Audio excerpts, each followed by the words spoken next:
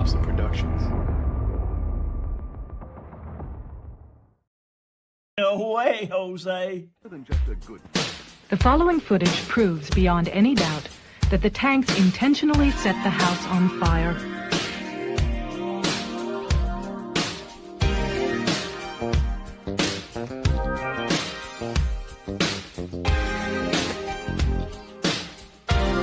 It proves that the Branch Davidians were murdered.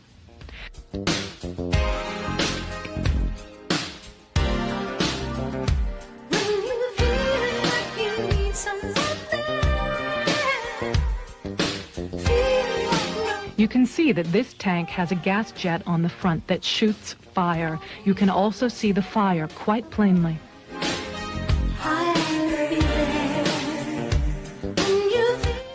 The tank goes into the house twice, and each time as it backs out, the fire at the gas jets is plainly visible.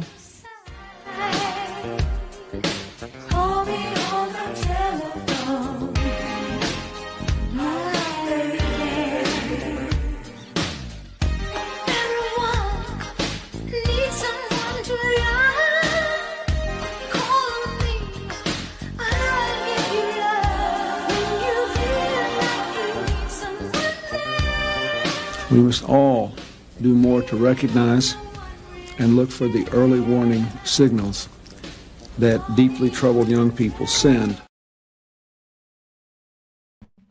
Good morning. Good morning. Welcome to the No Way Jose podcast.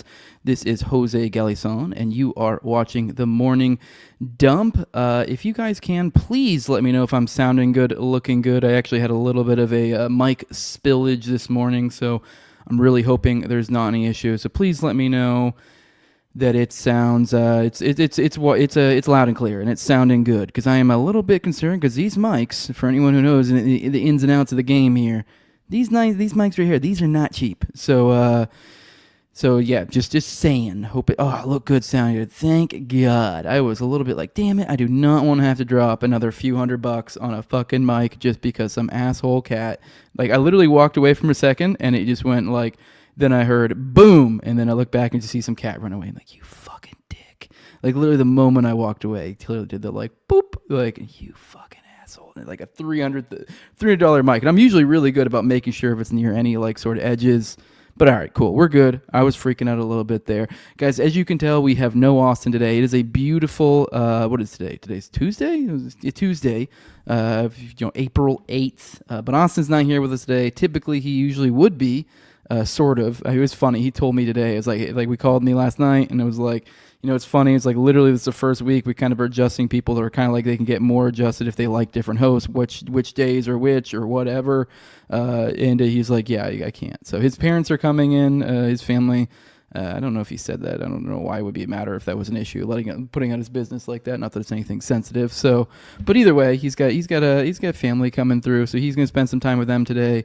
He should be back tomorrow though. So, and as you guys all know, next week it's going down, baby. Me and Austin are in Vegas tomorrow, so that'll be fun. So yeah, no Austin today. Austin should be tomorrow, and that kind of works out because I probably won't be here tomorrow. We'll see. It's still up in the air, but just letting you guys know, it'll likely be an Austin solo episode. And if I do show up, I'll probably ride second seat. But you have me today. We'll probably try to keep today a little bit short, assuming I don't get like lost in the sauce and ramble and forget what's going on, because I am a little bit tired. I had a rough night last night. On top of all of that, I had a very weird night. So I'm not going to bore you with the logistics of my life, but just know I didn't get a ton of sleep last night. So I'm probably going to go right back to sleep as soon as this is over.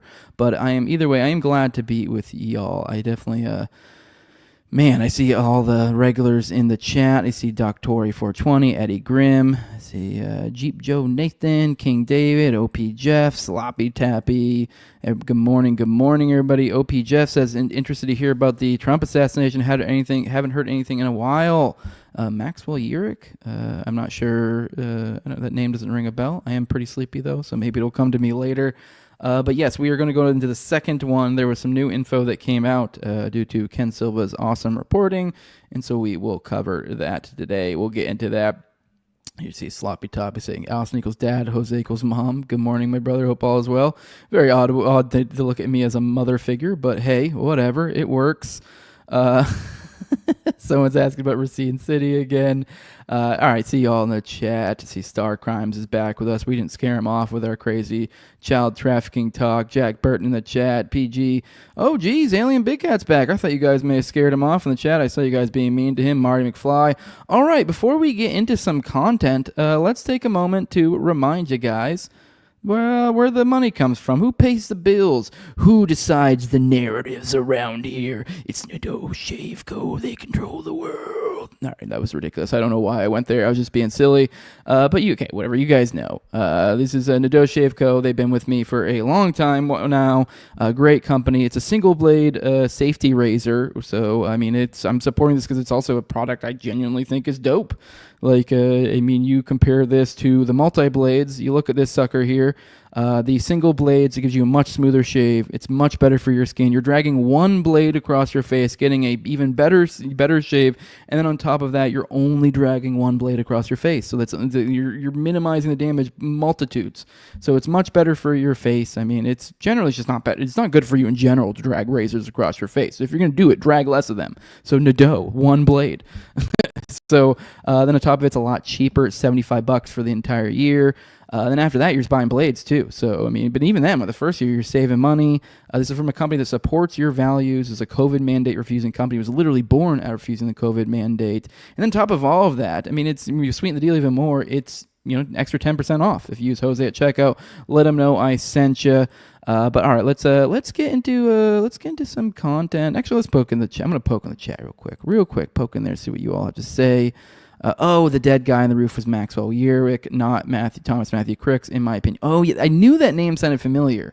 I couldn't remember that. Okay, we're talking about the second one though, but I know what you're talking about. There was a big ins and outs of like who it is, and even still, it's like I don't know. I mean, to some extent, you kind of just gotta take their word for it. So let me see. Jose is bear. LMAO. I'll use that. And so Austin is dad. Jose is bear. Okay. I get it. That makes a little more sense. Me being some sort of bear type character. I'll take that. All right. Let's get into some actual content, I guess. Let's get into it. Are you guys ready for a $1 trillion military? Because that's where we are at. Here's Pete Hegseth bloviating about it. Thank you, Mr. President. Coming soon, the first $1 trillion Department of Defense budget. It says President Donald Trump is rebuilding our military, and fast. It says, P.S. We intend to spend every taxpayer dollar wisely on lethality and readiness. I mean, I don't know, man.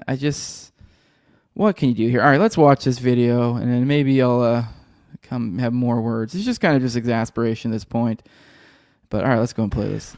But despite that, we have a tremendous military. That was a very small portion because we rebuilt the military during my first term, and we have great things happening with our military. We also essentially approved a budget which is in the facility. I don't know how in the fuck does the White House have such dog shit audio, but all right, let's go on. You'll like to hear this of $1 trillion, $1 trillion, and nobody's seen anything like it. We have to build our military, and we're very cost conscious, but the military is something that we have to build, and we have to be strong because you got a lot of bad forces out there now.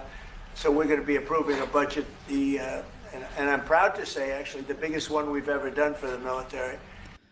Real quick, look at those sausage fingers. Is it just me? I mean, I guess I have kind of fat fingers. They're like a different thing entirely, though. I feel like mine are more like I don't know. They're thick. They're I don't know. These are working man hands. But you look at I don't know. I mean, this is a weird point, and this means probably nothing. But I don't know. You look at Netanyahu's. It just reminded me of when everyone was making fun of the King of England, King Charles or whatever, his sausage fingers a while back. Maybe there's something to the devouring of children that makes your fingers fat.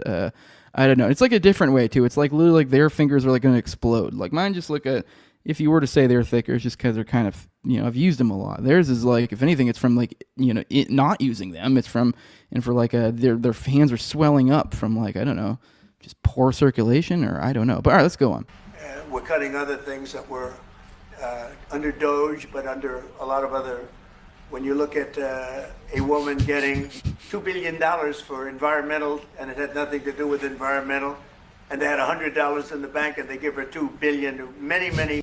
This is literally, there's a Stone Toss, which is a comic. There's literally there's a comic they have that's one where it's like, it's a meme of theirs. And they do like usually a lot of like political type stuff and tend to be a little bit more on the offensive side. But there's like one meme where like someone's like, here, I saved this or something, or I found this, or whatever. I forget. And so it's someone giving like a bag of money to a person. And I think it might even have literally had like one, U.S. flag above one person and then Israeli flag against the other. So like, I don't know who was the person giving U.S. the money. Like, here's the money we found, we saved. And then they go, oh, thanks. And they immediately turn around and they hand it off to Israel. And it's like funny. It's like, that's the joke, but it's like, it's actually literally worse than that, because if you break down the money, it's like, we haven't even saved $1 trillion. So like, I mean, I don't know for I guess to be fair, I don't know what the budget was last year. So I guess the real issue would be like comparing it to the previous year. But either way, I mean, I wouldn't be surprised if the difference between last year and this year is, around the difference of what they actually, got with Doge or working to get. Because even then, from my understanding, I think a lot of the Doge stuff didn't end up going through because of the budget. So, yeah, I mean, I don't really know what the point of it. If anything, it just, in retrospect, it looks like a smokescreen to make people think something actually happened.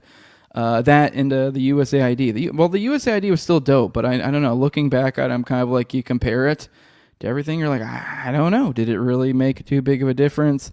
But yeah, I don't know. Either way, I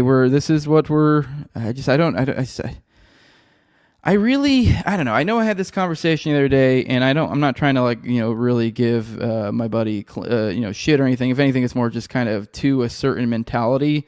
Because I had my buddy Clint on the show the other day, and we kind of got a little bit into the idea of, because he's been getting a little bit of grief lately about people saying like, oh, look at what you voted for type deal and blah, blah, blah.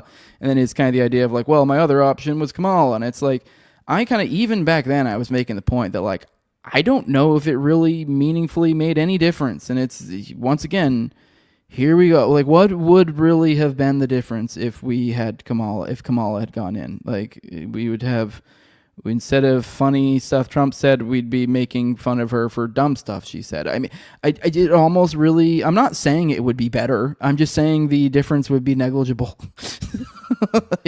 and maybe even better. So it's like, I just don't understand the idea of still being sold on this idea of this. I mean, it does seem, though, I will, to Clint, my buddy's, credit, because it does feel like I'm talking about him, but I'm speaking to people in this camp in general. He has turned. He is kind of like, heel turning, and it has, pointed out. He has been good about pointing out where they fucked up. It is usually seated in like, I hope he does good and I hope he gets better, and I don't know, this isn't what but it is, he is kind of, that is, I'm seeing some people are kind of like, yo, no, I'm not okay with it. And so, with all the people, I know a lot of people talk shit about, Clint in the chat. This is kind of goes into my common, defense whenever we come up with Ian Carroll. It's kind of like, I don't know. He kind of, Clint's my buddy, and like, he is still he is, one that's of the belief in the political game. So this is like part of the political game. So you do kind of get, and so these incentives get put in place, and you naturally just end up saying something without ever like problem. I mean, some of these people may intentionally, like Ian Miles Chongs of the world, may intentionally change their message, but a lot of times I think unintentionally, just because of hopes and wishes they have or whatever, may unintentionally kind of maybe put less emphasis on some things and more emphasis on others, essentially. So, but while still pointing out, like, as I'm kind of getting out with like my buddy, like Clint, and Ian's doing the same thing too, to his credit. I have noticed Ian, I listened to a little bit of his interview with Candace. He has is kind of heel turning. So, I mean, you could say it's like, with Ian, like the Ian types or whatever. It's like, how convenient now. And it's like, well, I don't know. I mean, it's really, I don't know. I mean, obviously it is like, I'm someone who was from the jump, but I do try to give people the benefit of the doubt. So it's like, I know a lot of our crowd, our circles do tend to immediately be like, fucking Fed or some shit. And yeah, there are those out there, but it's like, there are also a lot of people that are just kind of somewhat, I don't know, they see our perspectives as black-pilled or something. I don't think it's black-pilled. I think it's just being in touch with the reality. Like, I don't know. I just don't really get caught up in this, like, oh no, I'm going to vote for this guy and things will, somehow maybe get better. I generally look at it as like kind of probably wasting my time in picking either person. I mean, that doesn't mean there aren't examples where, and honestly, a lot of times it's like a kind of counter to what you would think of, like counterintuitive, as I was kind of getting at with like, there's actually a chance that things could have been better. Like if we ran the clock back and we somehow were able to make it so Kamala won, who knows? I don't know. Things could have been better. I mean, we would have had from my recollection, I think we basically had like a somewhat of a red wave. So it's like we would have still had a ton of other like Republicans elsewhere that would be able to kind of, hold down the fort, kind of for liberty or whatever the fuck, that's actually tends to be the layout that works best for people who care about liberty, like generally speaking. I mean, there are other examples where this isn't the case, but generally speaking, usually the best time for liberty is when you have like a Democrat in office and everything else is Republican pretty much. So that's usually, from my opinion, when things are typically the best. Now, does that mean I'm saying I like Kamala Harris? I think she's great and I like her policies?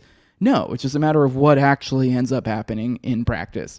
Much like how we were told, Doge, save money, and here we are, the biggest, the greatest, the first $1 trillion Department of Defense budget.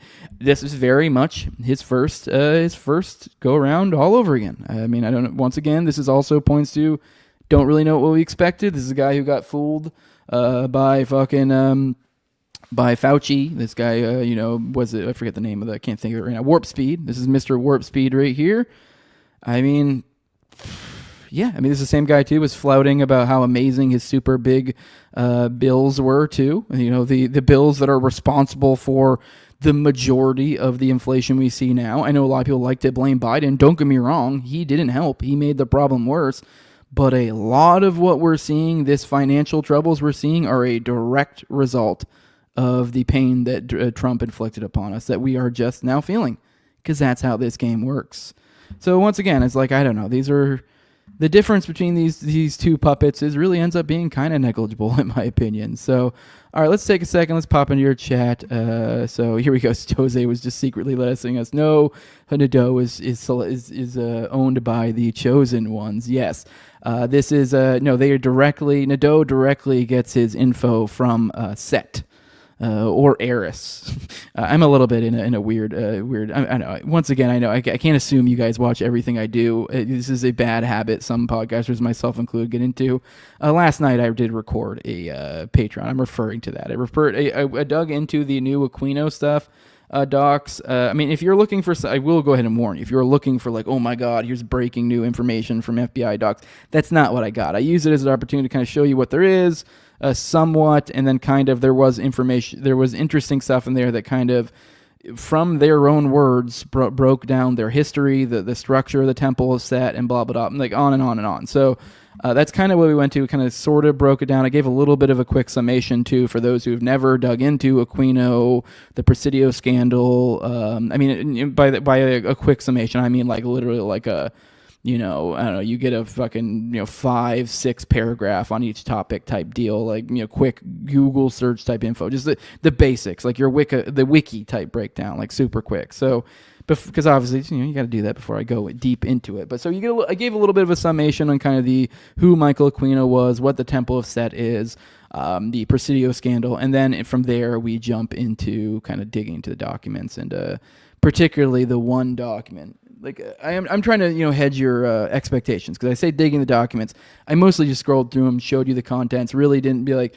And then the one document that was essentially like a brochure for prospective joiners or something, essentially is what it was. That's what we went through. So I just thought it was interesting to kind of be like, what is the temple set? What is their belief? What's their structure, from their own words? And that's what we dug into. So I thought that was particularly interesting.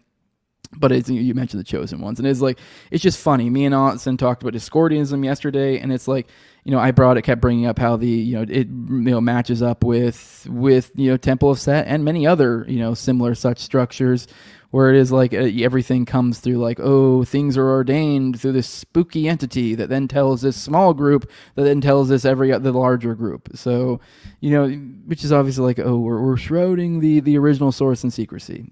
Kind of sounds like spooky intel games. Someone says Joe consolidates power to one blade. Someone says Yurik's dad owned Yurik Armory from Arizona. That's the detonation the device correlation. Plus the van with Arizona plates traces to Yurik. Oh shit, man. Maybe I will have to. I've said multiple times I need to get Ken back on to kind of cover, to re-up or kind of update on the stuff going on with the two different assassination attempts, because a lot's gone on with all of that. But it's been kind of, unless you were really into that, it kind of went to the wayside. So probably be a good time to bring him on here soon. So that's kind of wild. I guess he's saying too, his dad was friends with Dick Cheney. For sure, definitely. I'll let you know whenever, when I have Ken back on it soon. So,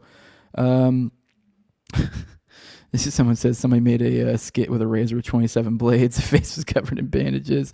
All right, let's scroll through the chat. Someone says, yes, but why does blackmail work? I never seen SRA actually used for blackmail. Most SRA evidence is never found. And what is the alternative to a blackmail-based system?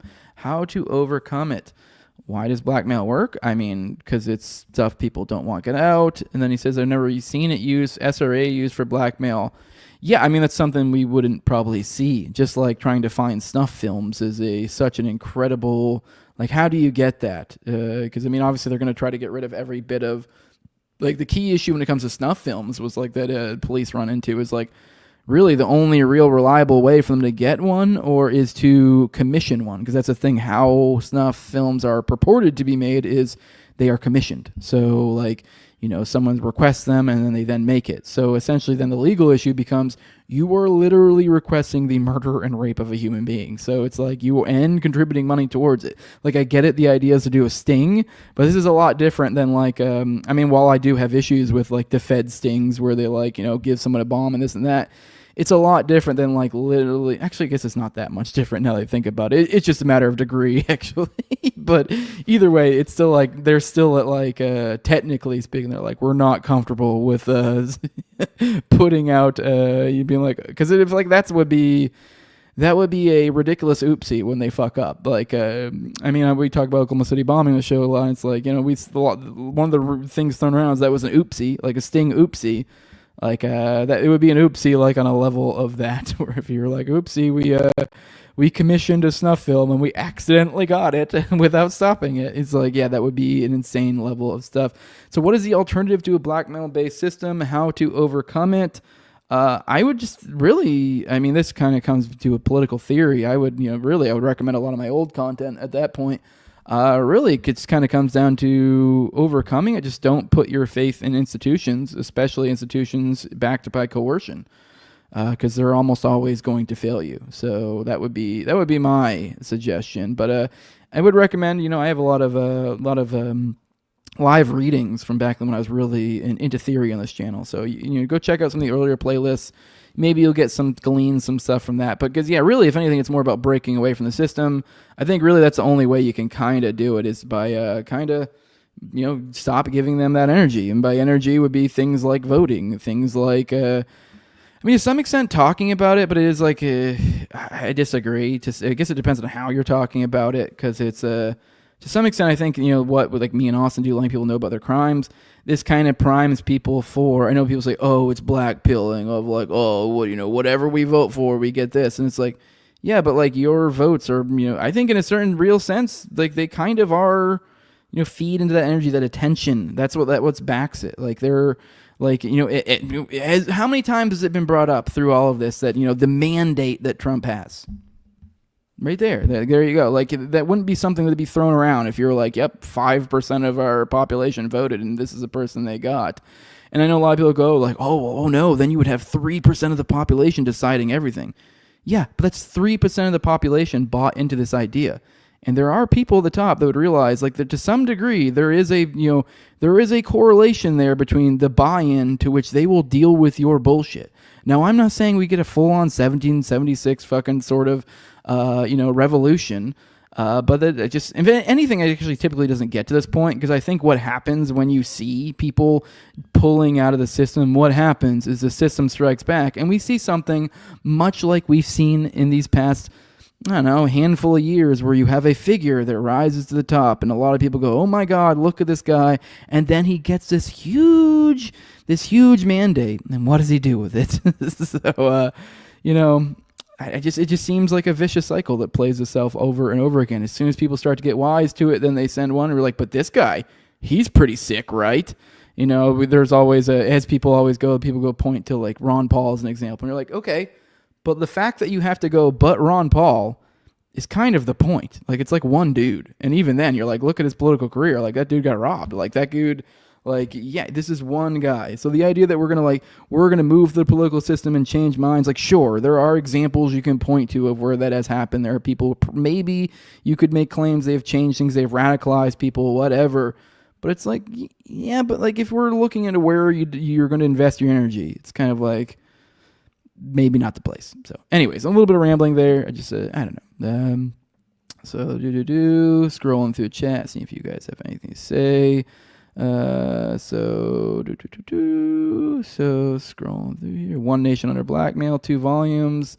Generally understood by most. Oh, sorry, I thought you were saying something else there.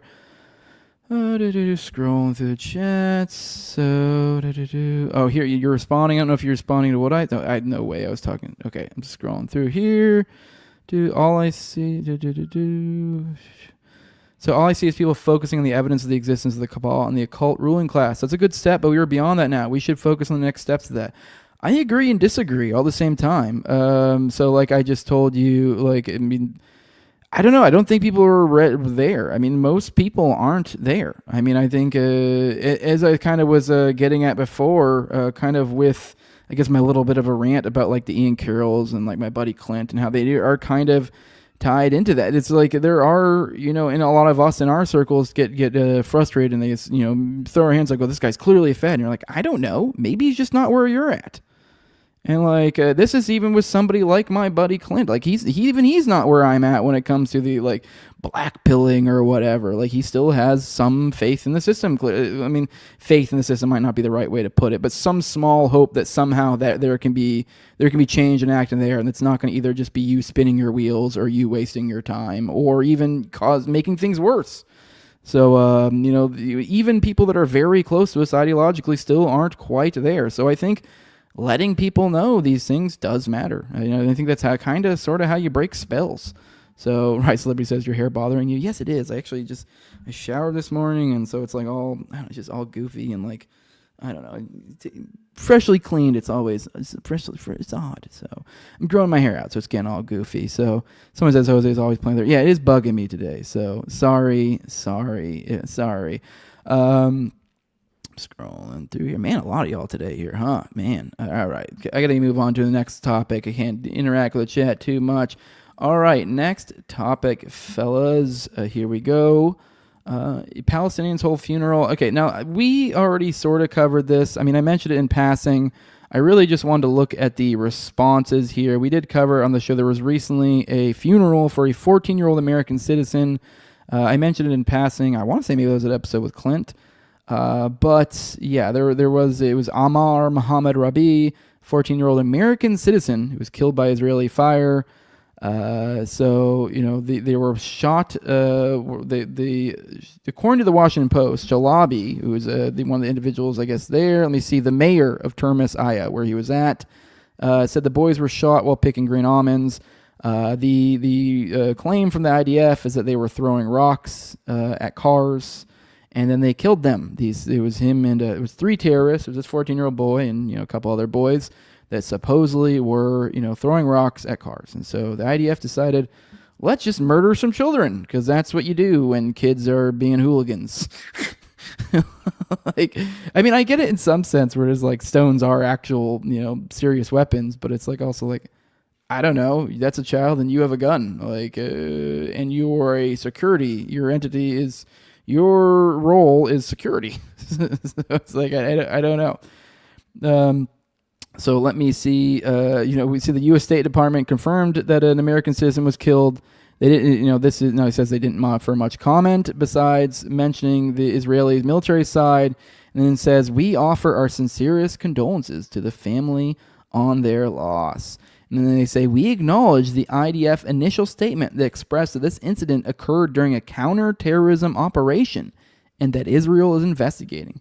Out of respect for the privacy of the family during this difficult time, we have no further comment at this time.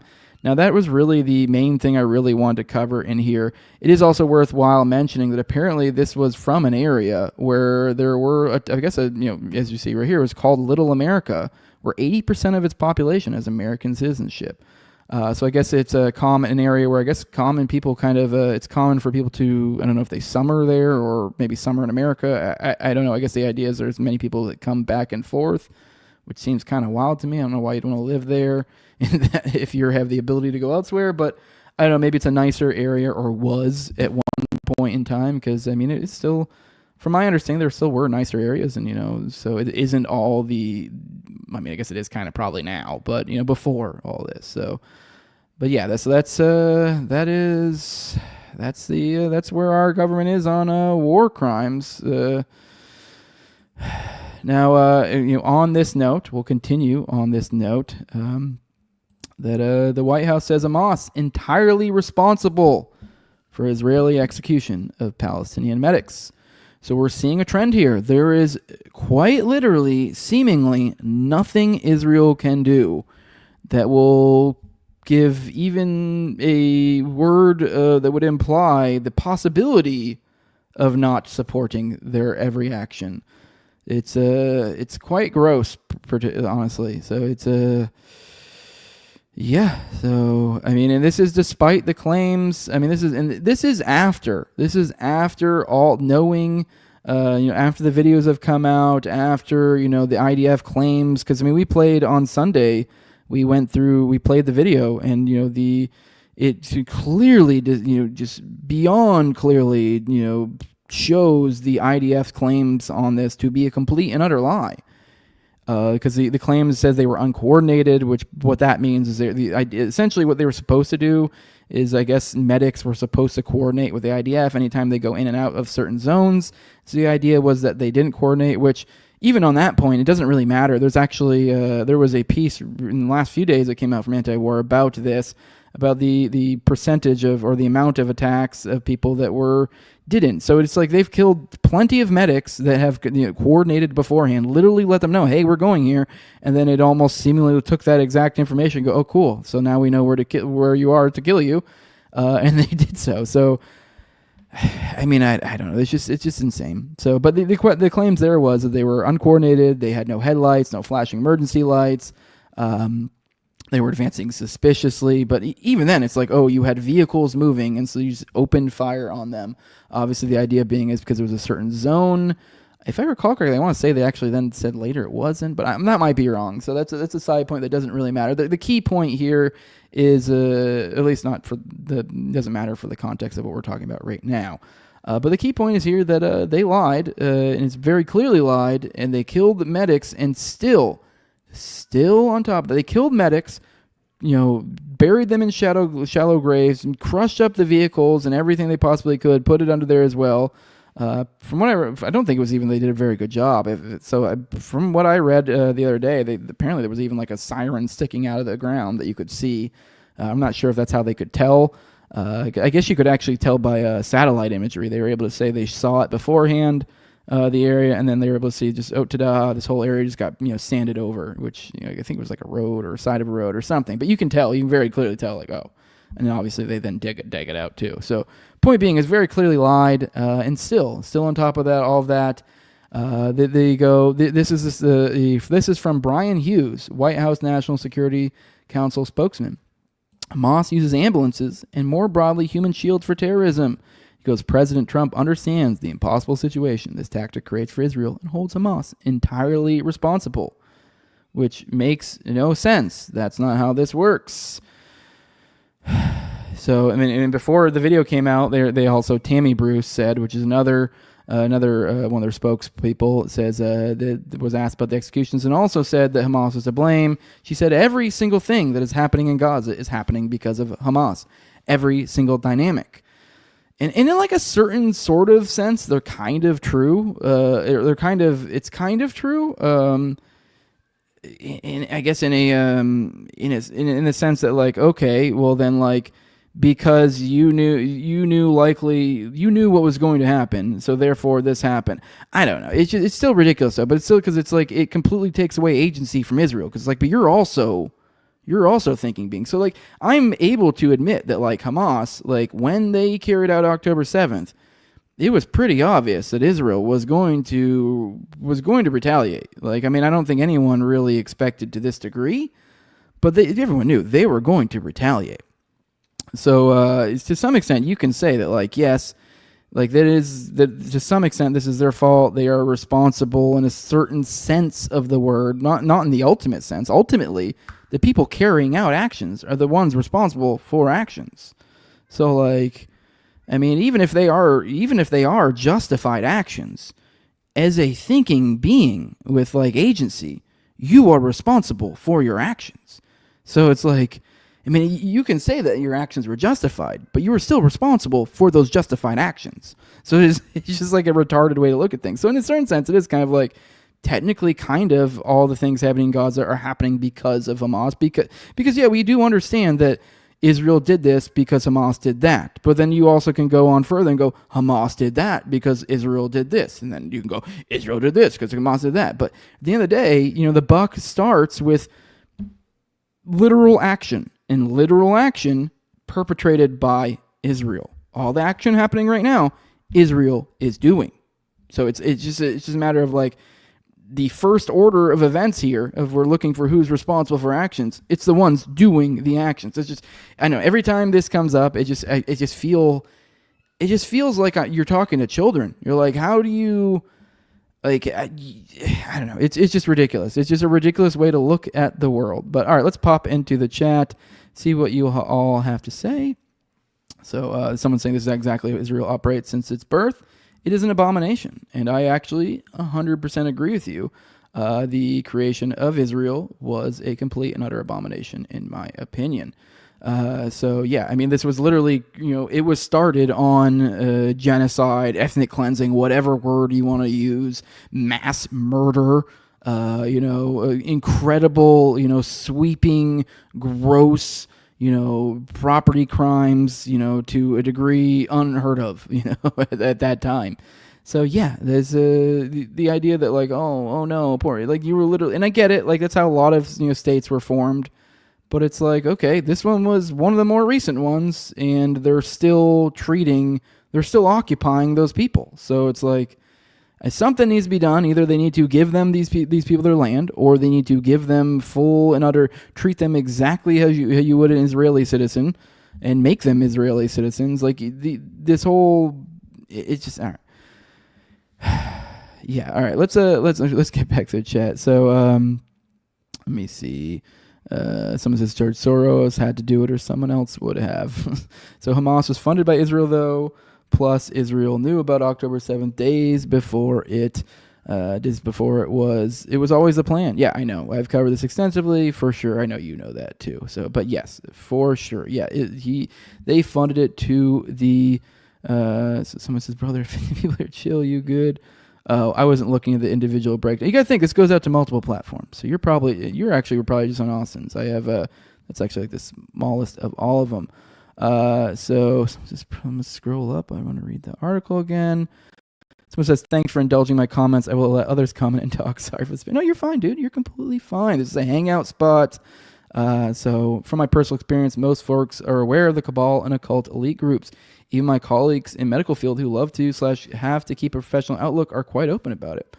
All right. I mean, I guess, man, you have a pretty based little workspace. That's never been my experience. So that's dope. I don't really know what to say about that other than that, but that's dope, dude. So yeah. Breaking news: Israel tells Hamas to stop hitting yourself while hitting them with their own hand. Yeah, basically. So all right, let's move on. I know someone says they want me to read one of their comments. I'm sorry, we're way past it. So there's a lot of comments going on, so it's kind of hard to keep up. I will let you guys know if there are comments you really want read. You can leave a super chat on Austin's channel on the Underclass podcast. Now mine, you can't do that. You can leave a Rumble rant though. So if you are on Rumble, go leave a Rumble rant. And I do pop and check in every once in a while in there, scroll through and see if there's one. So if you do drop one in there, I probably won't get to it immediately, but we will get to it. So definitely holler, and you can leave in the chat too. Say, hey, rumble rant, so that way I might notice it. But yeah, so those are ways if there are stuff you really want to ensure get read or something like that, you can do that. But let's get into another video on the recent happenings here. We have Benny Johnson, a Trump fellator, and then we have Secretary of Defense Pete Hegseth sends dark warning to the Houthis from the Oval Office. It's been a bad 3 weeks for the Houthis. It's about to get worse. So let's go ahead and play this. Bad 3 weeks for the Houthis. It's been a bad 3 weeks for the Houthis, and it's about to get worse. It's been a devastating campaign, whether it's underground facilities, weapons manufacturing, bunkers, troops in the open, air defense assets. Troops in the open. The troops in the open was a reference to that stupid fucking Oval thing we talked about the other day, which was clearly a fucking...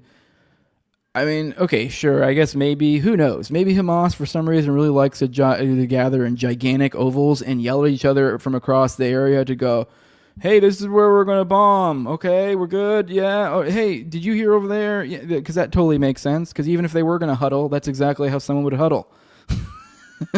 But yes, I do want to let you guys know. Apparently, we've spent somewhere in the realm of, I believe the recent I saw was in the realm of $1 billion on everything over in Yemen. What have we gotten out of that? Nothing. They're still sending not nukes. I almost said nukes, missiles over to Israel regularly. So they're still behaving the same way they would. If anything, we're probably emboldening them because really they're being like, fuck you. And bear in mind, this is the country that we, before the current like worst humanitarian crisis is definitely Israel. But at one point in time, it was not Israel, but Gaza. It was Yemen not too long ago and for a very long time. And throughout all of that, I mean, similar such measures, if anything, much worse, honestly, with the Saudi bombing campaign backed by us. And still all the way through, just keeping on. So the idea that we're going to do anything other than kill people and spend money is pretty retarded. Let's keep going. We are not going to relent, and it's only to get more unrelenting until the Houthis declare they will stop shooting at our ships. And we've been very clear with the Iranians as well. They should not continue to provide support to the Houthis, and that message has been made very clear. So we have a lot more options and a lot more pressure to apply, and we know, because we see the reports, how devastating this campaign has been in them. And Well, it hasn't. I mean, it has been devastating. They've been killing people. Good for you. You must feel like big, strong boys. Now, the reality on the ground is we spent in the realm of $1 billion and done nothing other than kill people. And so, yeah, I mean, this even if you do buy into the establishment narrative of like, we need to protect the shipping lanes and blah, blah, blah. Like, we're not helping. It's not helping. You're doing nothing but waste money. So there's got to be more efficient ways to do this. Like, I mean, can you really not find ways to send armed escorts, whether that be in the form of air forces or navies or whatever with these? Like, I don't understand. I don't know. I mean, I don't know enough about the logistics here, but the idea that we just need to bomb indiscriminate, like, highly civilian-packed locations over and over again and just spend inordinate amounts of money in the meantime, I don't... The idea this is the only way to go about it, I kind of doubt it. Like, I know this all kind of started with the Yemen chat leak or whatever, and they dropped that one bomb on that apartment building, and they're waiting for him to come in. But I mean... I know a lot of people go like, oh, well, what else would you do? It's like, you literally could have sent in some sort of, I know maybe this sounds futuristic and ridiculous, but some sort of, I mean, you would think you could find ways to insert units or do something. I don't know what, this doesn't seem like the smart way to go about it either. Like, if you aren't going to like commit and do an intelligent, like just don't at all. Like, I was about to say, like, send in some sort of Splinter Cell team or some shit and fucking off them. And that sounds ridiculous, but like, if you're not going to do something that's like, kind of that level of targeted, like, what are you doing? Like, we're just killing indiscriminate people, basically. We're making things worse. I mean, we're also, as I've said, it doesn't seem like it's making the purported claimed issue any better. I mean, obviously, I'm of the belief that the issue is really because of Israel, but even then, that's not helping with it either. They're still just as mad at Israel. So, I mean, nothing's changing. So, kind of wild. All right, on to the next one here. We have Trump and Netanyahu reaffirm their vision for the ethnic cleansing of Gaza. as if we weren't sure about that. So Trump said it would be a good thing for the U.S. to take over and control Gaza. He's still on that thing. We're still in the whole, oh, we're going to own Gaza. He says, do you know how I feel about the Gaza Strip? I think this is an incredible piece of important real estate. He told reporters at the Oval Office, I think it's something we would be involved in, having a peace force like the United States there. Controlling and owning the Gaza Strip would be a good thing. The president said that if the Palestinians are moved around to different countries, it would create a freedom zone in Gaza. You call it the freedom zone, a free zone, a zone where people aren't going to be killed every day. Oh, that's quite a thing to call the barren wasteland that you've destroyed and removed any signs of life from. Yeah, that's a freedom zone. That's exactly what I think of when I think of desolate locations, freedom zones. Hey, no one's getting killed over there. Sure is free. Yeah, I guess it is free in the middle of a desert with no other human beings. Like, it's super free, super duper free. Says, we're committed to getting all the hostages. Oh, this is Netanyahu. We're committed to get all the hostages out, but also eliminating the evil tyranny of Hamas and Gaza, enabling the people of Gaza to freely make a choice to go wherever they want. This isn't freely, once again. This is cloaked in language of freedom. Nothing about this is free. They're bombing a location to scare a populace into leaving. And, it's just pure evil. So then we go, Netanyahu says, I think it's the right thing to do. It's going to take years to rebuild Gaza. In the meantime, people can have an option. The president have a vision. Countries are responding to that vision, and we're working on it. So that's where we're at now. Obviously nothing's changed there. I don't know. None of us really expected that to be the case, but hey, letting you guys know. I see you guys arguing in the chat.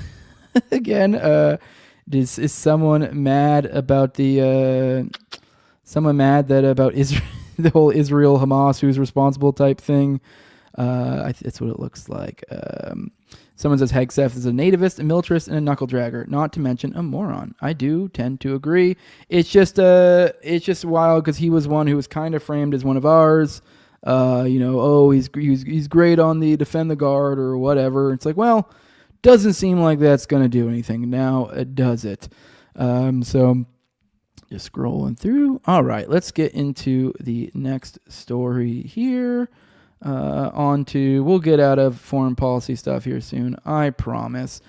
This is actually the last one of those. So I thought this was worthwhile to share it with y'all. Just kind of letting you guys know that I guess there's still hope on the whole U.S.-Iran side of things. So U.S. and Iran to hold negotiations this Saturday. I guess on Monday, Trump's claimed the U.S. and Iran will be holding direct talks. Then later, the Iranian official said that the talks would be indirect, so like through proxies essentially. So really, it's just a matter of semantics there.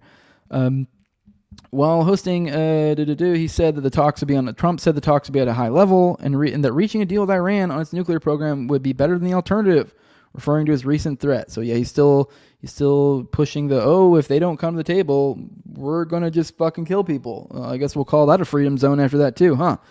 According to Axios, Israeli Foreign Minister Abbas Araghchi confirmed that high-level negotiations will be held this Saturday in Oman, but they will be indirect, meaning mediators will pass messages between the two sides.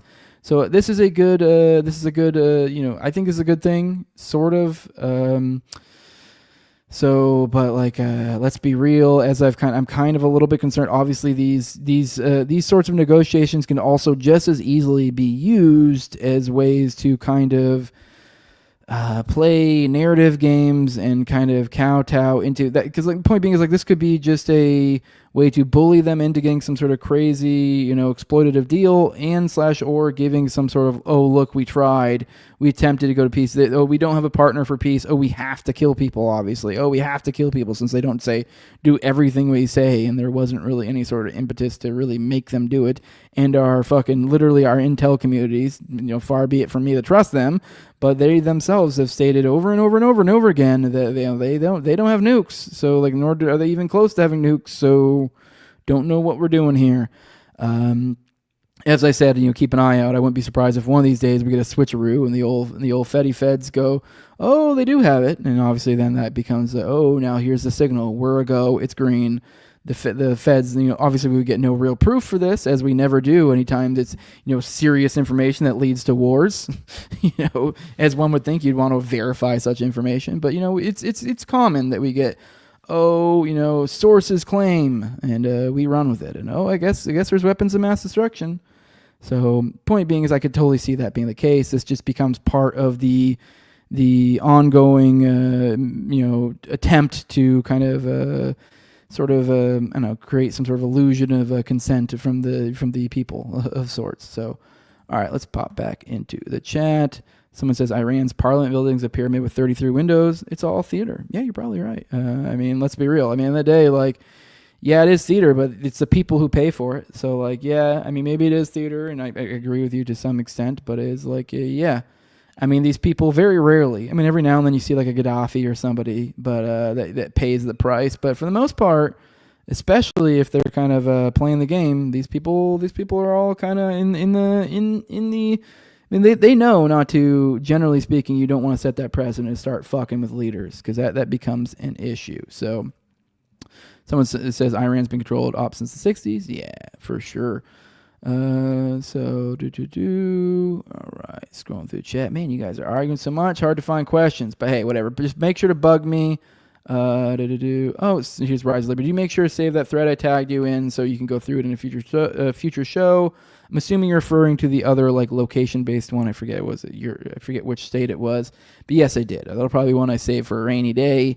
I just haven't got around to covering it yet. So, all right, let's get into the next story. This is a story a lot of you guys seem to be interested in, seem to be coming here for. Let's get into this. We go. We have here new. The DOJ alleged in a late Monday motion that would-be Trump assassin Ryan Routh attempted to buy a rocket launcher from a Ukrainian associate weeks before his September 15th attempt. I need equipment so that Trump cannot get elected, Routh allegedly told his Ukrainian associate. There's a story below. Actually, let's finish this a little bit. The DOJ also claimed that Routh was in touch with a Mexican human trafficker about smuggling Afghans into the U.S. and later about escaping the country after he killed Trump. That he used stolen license plates and fake names such as John White and Brian Wilson. So, man, this story just keeps on giving. So let's actually get into the story. We'll actually take the time to read this sucker here, not just give you the cliff notes. Let's go through all of it together. So here we go. Ken Silva, my boy. The flurry of court filings hit the docket Monday in the Justice Department's case against Ryan Routh, revealing bombshell new details about Routh's activities in the months leading up to his alleged assassination attempt against Donald Trump last September, including that he tried buying a rocket launcher and a Stinger missile from an associate in Ukraine weeks beforehand. Along with several other motions, the DOJ filed a notice about the evidence it intends to introduce about Routh's purported plans to kill Trump. According to that DOJ motion, Routh used aliases. He was in touch with a human smuggler in Mexico about an escape plan and had attempted to buy a .50 caliber sniper rifle in late August. An escape plan to Mexico? The DOJ's motion states that Routh was in touch with a Mexican smuggler identified in court records only as Ramiro since at least February 2024, when they discussed smuggling an Afghan family into the U.S. While this February chat involved smuggling others, it is necessary context for how that same chat evolved on September 13th and 14th, the 2 days before Routh set up his sniper hide at Trump International when he contacted Ramiro for the first time since February 29th, the DOJ motion states.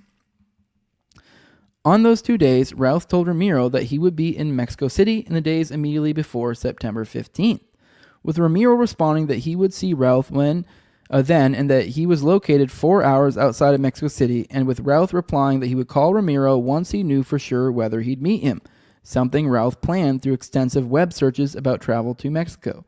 Apparently, Routh's contact with a Mexican smuggler was just one element of his escape plan.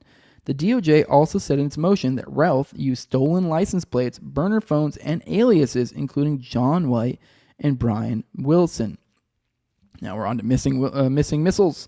If Routh's covert dealings with a Mexican human smuggler weren't surprising enough, the DOJ also said in its motion they tried buying an anti-aircraft weapons from a Ukrainian associate last August. As has been widely documented, Ralph was an avid Ukraine supporter who traveled there after Russia's invasion in early 2022. He volunteered to fight but was rejected due to his age, leaving him to recruit others for the war-fighting effort. Ralph told his associate to send me an RPG or Stinger, and I'll see what we can do. Trump is not good for Ukraine, which led the two to discuss Trump or Ralph's purchase options, with Ralph asking about the price and whether his associate should or could ship it to me, before then explaining his intent.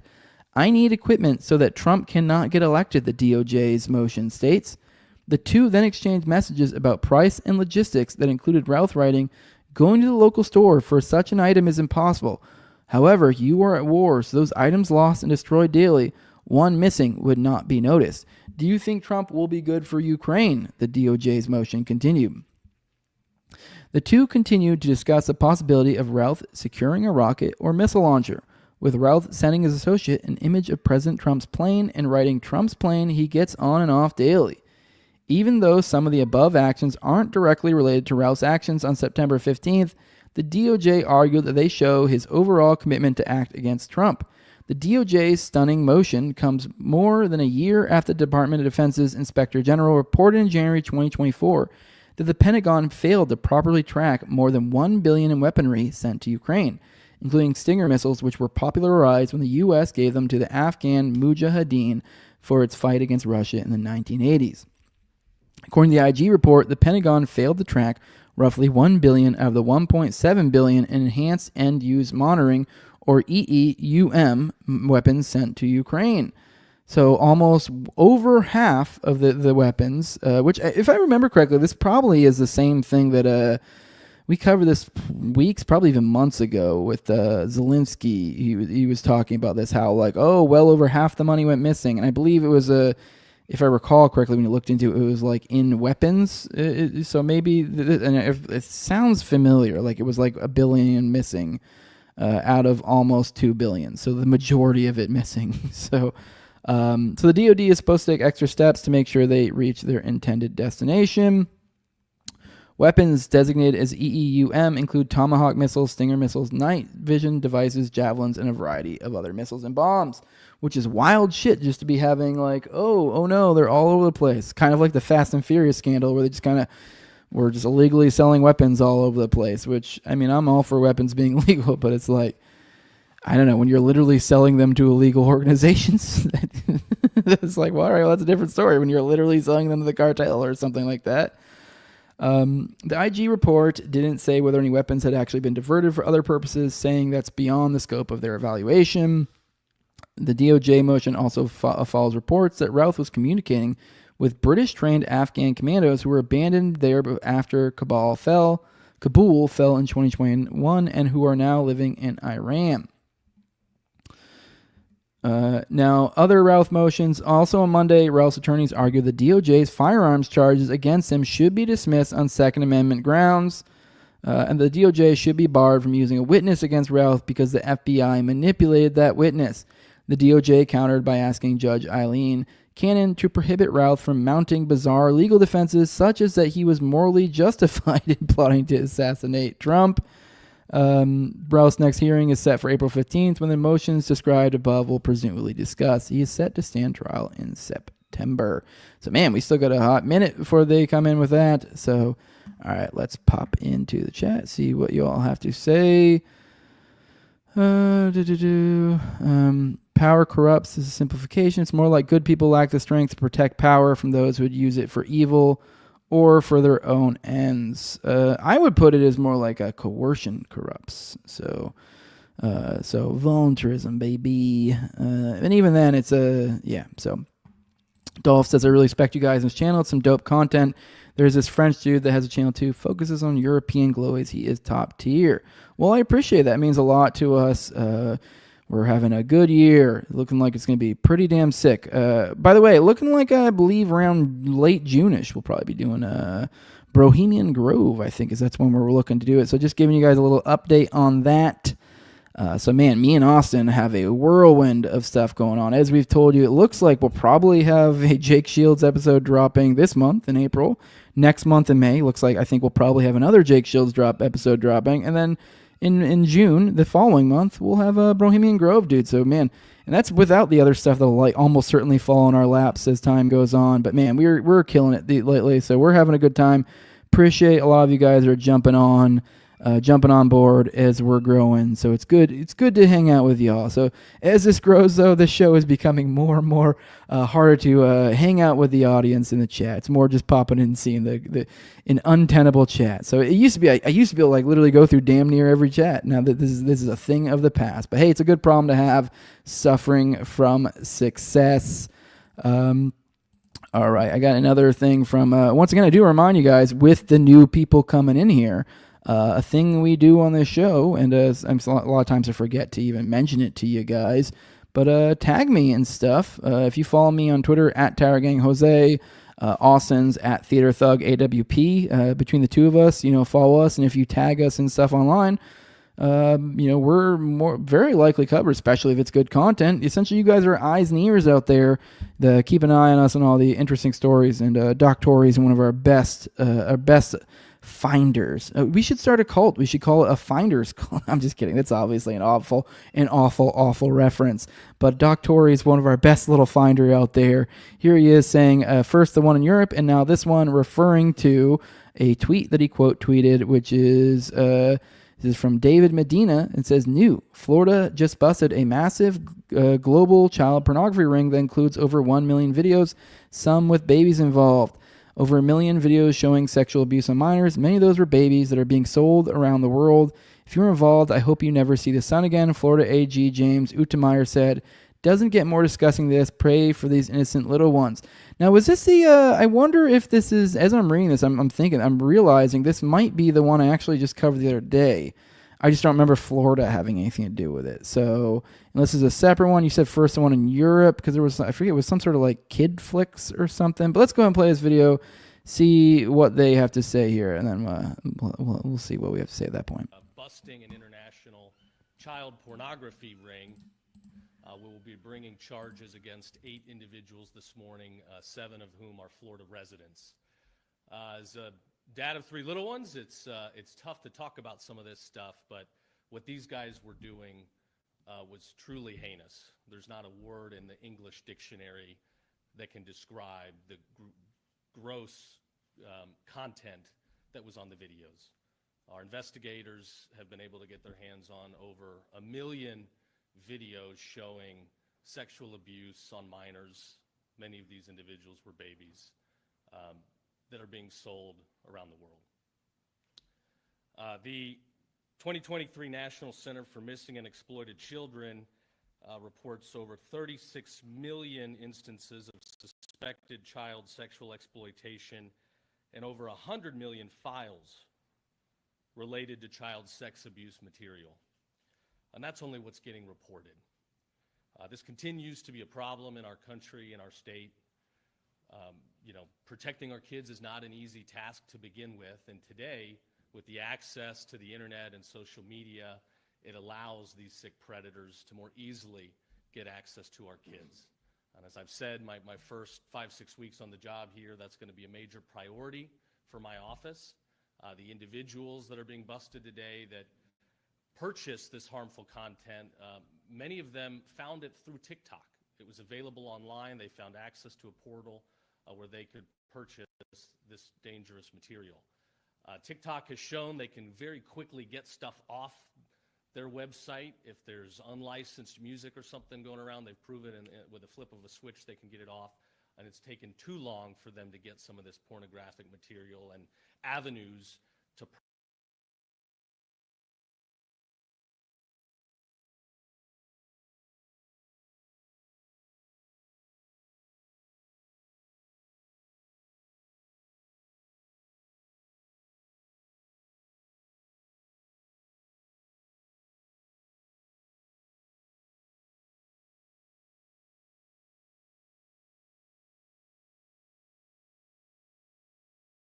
God, I'm fucking muted. I just realized I'm muted. I'm sorry. Jesus Christ. My bad.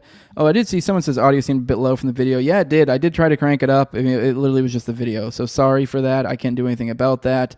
brought that up. But yeah, I was just muted a second ago. So sorry if there. I think it was only muted for a couple seconds, so it wasn't too long. So sorry about that. But either way, I stopped it. Did you not have audio for any of that though? Like the video thing? Because did you, or was it just my audio that cut out? Or was it the video? Okay, no, someone says audio seems low. So, okay, it was working. It was my audio after that. Okay, just making sure we're clear there. But no, anyways, I found this. I kind of got just bored with that guy talking. You heard me. You didn't hear me because I had myself muted like an idiot. But anyways, so the sound was on for the video. So you guys did watch it. I got bored. We watched like 2 minutes out of 3. The rest was kind of just generic, just stuff that cops are just going to say anyways. These boilerplate statements. So, I found an article throughout, and so I figured this was a better thing to dig through it real quick. It's a short one. So 8 people, 7 of whom are Florida residents, have been busted in an international child pornography ring. Attorney General James Untermeyer announced the arrest on Monday morning and described the content as truly heinous. If you are a child predator, I hope you never see the sun again. I hope you certainly never have access to kids again, he continued. Obviously, we just watched that. Florida Department of Law Enforcement Commissioner Mark Glass said their investigation began in July of 2024 with agents checking the internet for people who sell and distribute child pornography. Glass said that in the investigation, an undercover agent found a website that had led them to uncover over 1 million videos depicting sexual abuse of minors, some as young as infants. That's insanity. That is a lot. I mean, what did they do? Like hack the fucking the friggin' the United States database one? I forget the name of it, but there's when it comes to these sort of crimes, there's literally a government database where they store all of it, which is kind of fucked up to think about that exists. But Rita Peters, who leads the prosecution efforts, said the children depicted in the videos and photos are children whose names are in the National Center of Missing and Exploited Children and are victims of human trafficking. Law enforcement began sending subpoenas to multiple companies to gather a paper trail. Through this, they were able to identify their main distributor as Mehmet Berk Bozuyuk from Turkey. Furthermore, they determined that the main site from that Mehmet we used was called printedpics.com, which FDLE seized and shut down. Peters said that after the website was shut down, they had global agencies such as one from England thanking them for shutting it down to being such a problem. Although I guess... So you can kind of see a little bit of a web thing that they show here. They said 78 people arrested are from Florida. So there's the arrested people below here. The guy from Turkey, there's a warrant out for him. There's someone in Portland, Oregon. I guess who's like kind of one of the tippy tops. It looks like if you scroll, it looks like they're implying there's 7 people, 6 of which are, 7 people on the bottom, which I believe are all the Florida people, which are the lower level individuals. And then it looks like they're implying the 2 there's this one person from, I think that says New Jersey, and then Oregon that are above. And then those people, it looks like they're implying answer to the guy from Turkey. There's 8 people were arrested for taking part in Mehmet's crime, which include not just the distribution, but also the purchase of the images, which include Kronalkamar Narashabe Maudi from New Jersey, facing a 65-year sentence for RICO for racketeering, conspiracy to racketeer, and money laundering. Then Frank Pinero Jr. from Groveland is charged with conspiracy to commit RICO, purchase of child pornography, Okay, 40 years in Florida State Prison. Brett Ryan Moore from Orange City, same deal, 40 years. Israel Cole Thompson from Lakeland is 40 years as well. Brett Allen Snodderly from Clearwater, facing 40 years. Jacob Ross Conley from Fern Park, facing 40 years. Cody Vance Jordan Multi from Palm Bay, 40 years. Michael Andrew Warden from Kissimmee, 40 years. Peters said that if Mehmet is found by law enforcement, he will face a lot of charges, which could land him over 400 years in Florida State Prison. Which, I mean, he's in Turkey, though, so... Untermeyer expressed deep concern about the growing accessibility of such harmful content through social media and the internet, highlighting that many of the individuals arrested found materials via TikTok. He emphasized that while TikTok can swiftly remove certain types of content, it has not been as prompt in addressing the distribution of pornographic material.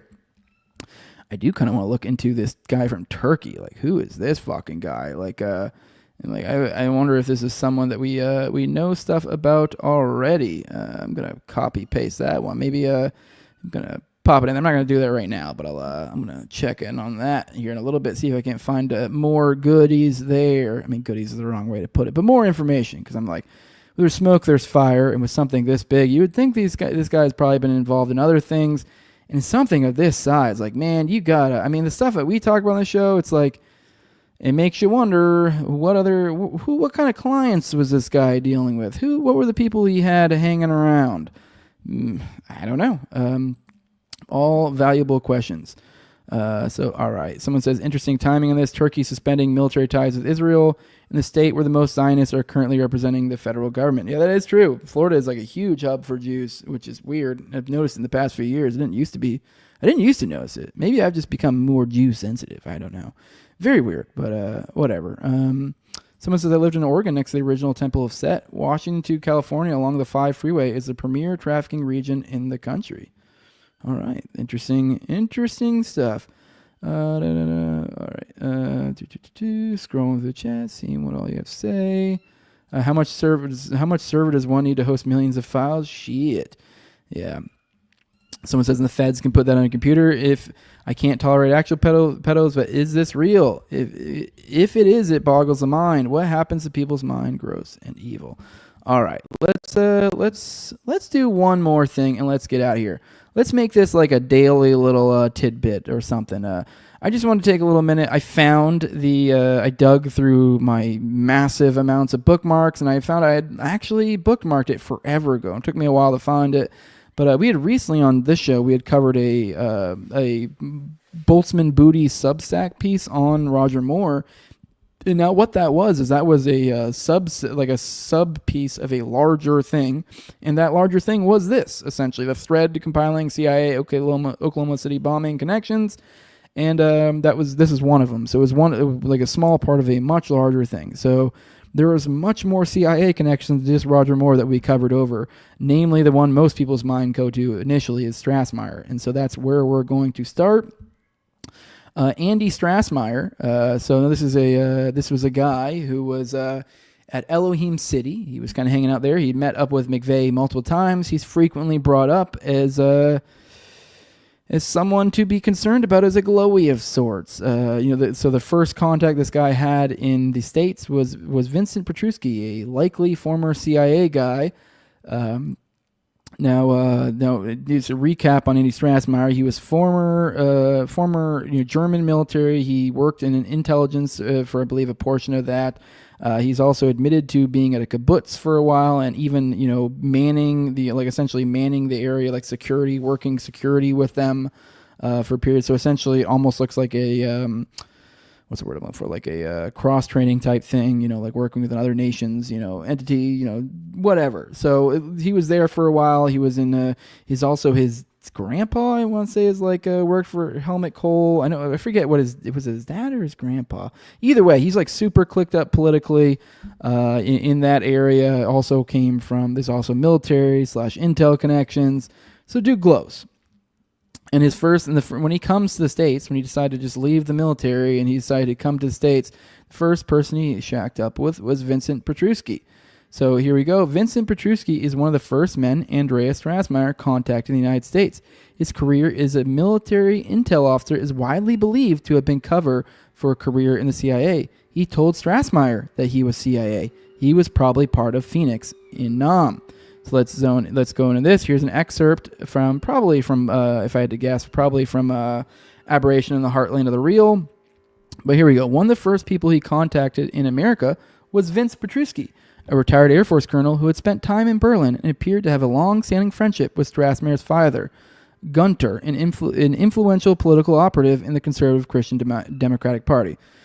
Here's where it is. I remember his grandpa, I believe, it was his dad was the influential political guy. I believe he worked for Helmut Kohl or something. I want to say it was his grandpa was one of the literally a single digit or double digit members of the Nazi party, because they were your member number 1, member number 2. He was either single digit or double digit, so it hadn't got to triple. I forget which. So he was one of the early joiners of the Nazis. So Petruski was also widely suspected of using the Air Force as a cover for a CIA career in counter-espionage and counterinsurgency. I believe, if I remember correctly, he was OSI. It doesn't say here, and I'm not seeing it here, making sure I didn't accidentally speak over it. But when he was in the Air Force, from my recollection, maybe I'm wrong, but I'm almost certain he was OSI, which is military intelligence. So like, it wouldn't be that crazy if like, yeah. So, which, okay, look, we see military intel officers. Yeah, he was military intel. He was OSI. So OSI to CIA, let's be real. Like, it's just a little hop, skip and a jump. Really not even a skip and a jump, just a hop. Like, they're basically, like, what's the meaningful difference between military intel and CIA? Like come on. Strassmeir did not deny that the reason Petruski had been in Berlin during the Cold War was to assassinate Soviet agents. Kirk Lyons said the family loved to tell him about the story of Petruski killing a Soviet spy in the 1950s and leaving him hanging in the Reichstag ruins. Petruski was also believed to have been part of the Phoenix program, a covert CIA operation in the late 1960s and early 1970s to neutralize civilian supporters of the South Vietnamese National Liberation Front. No, he was, quote, tweeting something else when he posted this. He says, there you go. So basically the first dude, Petruski, and the last dude, David Holloway, which we haven't covered yet. We will later. Maybe tomorrow or Thursday or Friday, probably do a little tidbit, keep poking away at these little CIA connections to Oklahoma City. But yeah, this isn't even if this wasn't wild enough for you already, he later then, the next person he stays with in the States is also a CIA guy, Dave Holloway, which we will cover later. But do you want to look at this real quick? It says a military officer that met Strassmeir when he first came to the U.S. and tried to find him undercover work apparently lied to the authors and said they failed to find Andreas work. Turns out Andy helped him set up some kind of South American air cargo service. And in parentheses, drugs, obviously being the implication. And once again, here's another excerpt from a book that Booty took. It says, Petruski, a former intel agent for the Office of Special Investigations, see I was right, says he took Strassmeir under his wing and tried to find him employment in the federal government performing undercover work.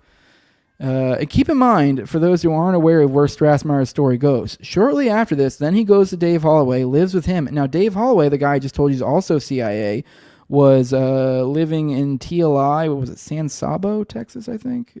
Texas, either way. But it was a infantry. It was a fucking militia. I don't know why I struggled with that word, but a militia in Texas that Holloway was essentially running. Strassmeir went there for a little while, so that was the next place he went. And when he went there, no, he was going to be part of the militia. It wasn't anything glowy. Apparently, all those Fed jobs that we just alluded to here, just all those fell through. Old Petruski wasn't able to find employment for fucking Strassmeir. Let's be real, though. I think he did find employment, and I think we see the fruits of his employment in the Oklahoma City bombing. Despite the story that Strassmeir didn't have proper documentation to obtain employment, is a copy of a driver's license that a Gazette has obtained. It shows that somehow the German tourist was able to obtain a valid Tennessee license and social security number in 1992.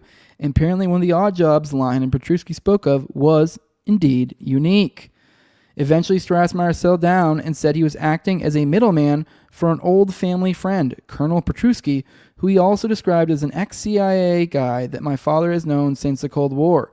However, Petruski told the New American Magazine afterwards that yes, he was trying to help set up an air cargo service in South America, but he was not ex-CIA, but rather a former OSI intelligence officer. So he wasn't setting up an air cargo service in South America as a former CIA agent. He was doing it as a former OSI intelligence officer, an Air Force military intelligence officer.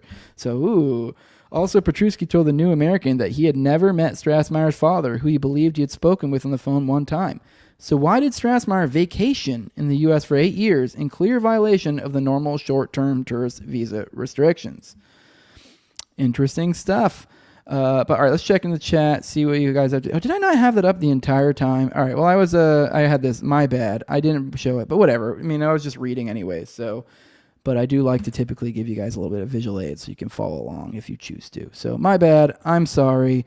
Let me scroll through, make sure there's no Rumble rants. I'm going to scroll through the chat, and I think we're going to go ahead and get out of here, I think, guys. Man. Jeez. Man, somebody big must have retweeted Austin. He's a shitload of y'all on fucking X right now there. But all right, I'm just scrolling through the chat, see what y'all have to say. So let me see. Man, y'all are just talking. Scrolling through. Someone says any weird cults. Someone's arguing. Any weird cult spots in Niagara region in Canada? Really spooky area. Apparently are rituals in the beach. Yeah, I don't know much about Canada. I don't know. You guys are talking too much. I can't keep up. I don't see any questions. But with that, I'm tired. I need to go back to bed. With that, we're going to go ahead and get out of here. If you guys want to support this show, you can like, share, subscribe, comment. That's a way to do it without paying any money. You can leave a 5-star review on iTunes as well. It goes a long way, helps a lot. But now if you do want to support this show directly with money, I'm appreciative of that. That's cool. I mean, if you're not on a spot you can afford to do so, please don't. Take care of you and your own first. But if you can, go to patreon.com/NoWayJose2020. That's the place to support the show. The lowest level is $2. That gives you early access to episodes, just like the Temple of Set episode I covered last night. As I've been telling you guys, I am trying to work to get back to 2. I mean, I'm probably going to get, literally this week I'm going to do 2, and then watch next week. I'm going to fuck it all up. I'm going to try to get in the habit of doing 2 a week, but I'm just letting you guys know the idea is to keep 4 behind the paywall at a time, do 2 a week. So that's just, you get an idea of, kind of what you have behind the paywall. So also, an ad-free RSS feed is available there. Then also a video chat function for me and Austin's call-in show Already Dead, which is every Tuesday at 9:30 p.m. Eastern. That's actually tonight. I forgot it was Tuesday as I was reading that. So pop in tonight, hang out with me and Austin. Austin should be there tonight, barring any craziness. Jules should be there too. But yeah, also in the highest levels, my sponsors, I read them off every episode. So a big thank you to them. My co-host and Toad, at Targeting Toad, also at EbergateDs, at ZOVRECK, at _InfiniteZeal, Tim Tuttle, at John Klebold, and Will Bell's Delicious Blueberry Rabbit Eye Wine, the big fan of the show, Torme, and then at INWARD Lover. And with that, we're going to go ahead and get out of here. Love you all. Deuces.